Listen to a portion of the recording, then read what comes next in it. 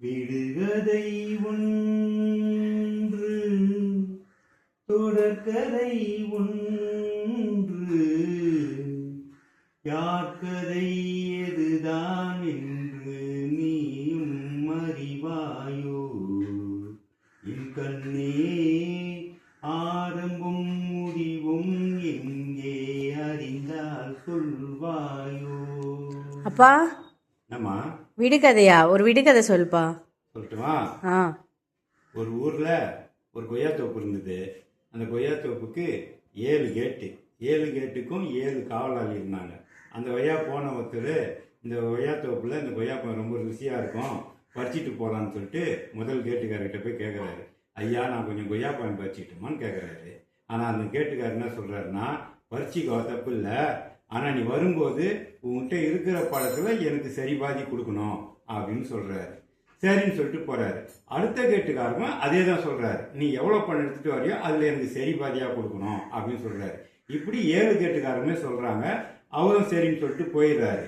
அப்போ வரும்போது அவர் ஒரு கேட்டுக்காருக்கும் அவர் எடுத்துன்னு வர பழத்துல சரி பாதி சரி பாதி சரி பாதியா கொடுத்துட்டு வரணும். கடைசியில அவர் ஒரு பழம் தான் எடுத்துன்னு போகணும். சரி பாதினா பழத்தை 2ஆ வெட்டக்கூடாது, முழுசா கொடுக்கணும். அப்போ அவர் தோட்டத்துக்கு போய் எத்தனை பழம் பறிச்சிருப்பாரு, ஒவ்வொரு கேட்டுக்காருக்கும் எத்தனை பழம் கொடுத்துருப்பாரு, கொடுத்து லாஸ்டா வரும்போது அவர் கையில ஒரு பழம் தான் மீறுது. அப்போ இதுக்கான விடையை நீ சொல்லணும். சரி இருப்பா, யோசிச்சு சொல்கிறேன். தெரியலப்பா. தெரியலையா? நான் உதாரணத்துக்கு ஒன்று சொல்கிறேன். உதாரணத்துக்கு ஒரு 20 பழம் பறிக்கிறாருன்னு வச்சுக்கோங்க.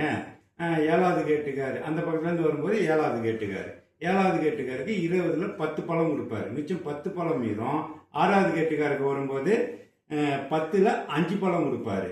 5வது கேட்டுக்காருக்கு வரும்போது அதுக்கிட்ட 5 பழம் இருக்கும். பழத்தை 2.5 பிரிக்க முடியாது. இதுதான் ஃபார்முலா விட. அப்போ அவர் மொத்தம் எத்தனை பழம் பறிச்சிருந்தா சரி பாதியா கொடுத்துன்னு வருவாரு. கடைசியா ஒரு பழம் எடுத்துன்னு போவாரு. இது உனக்கு தெரியல, நம்ம மக்கள்கிட்டயே விட்டுருவோமா? சரிப்பா. மக்களே, இதுக்கு விடை தெரிஞ்சா கமெண்ட்ல சொல்லுங்க. இந்த வீடியோ உங்களுக்கு பிடிச்சிருந்தா சப்ஸ்கிரைப் பண்ணுங்க.